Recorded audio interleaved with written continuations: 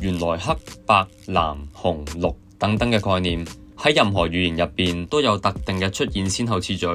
我哋係靈知，今日嘅語言學知識係顏色詞語誕生嘅先後次序。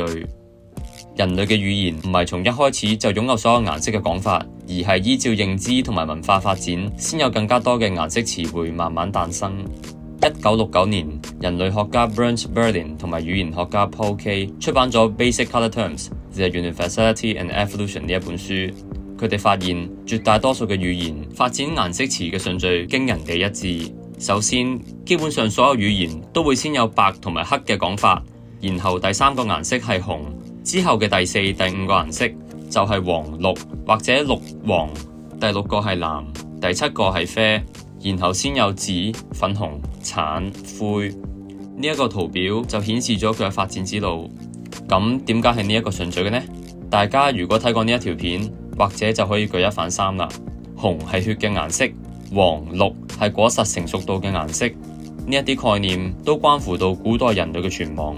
對於當時嘅人類而言，喺黑白入邊劃分一個表示血嘅顏色，比起表示藍天嘅顏色等等更為重要。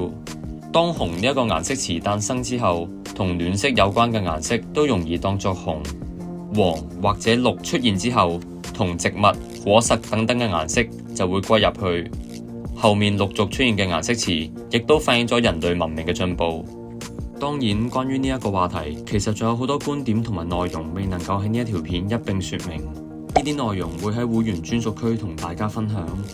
顏色詞嘅先後次序同埋佢嘅分類方法喺各語言入邊有相似之處，亦都有不同之處，例如藍綠之分。不過呢個就係下一個主題啦。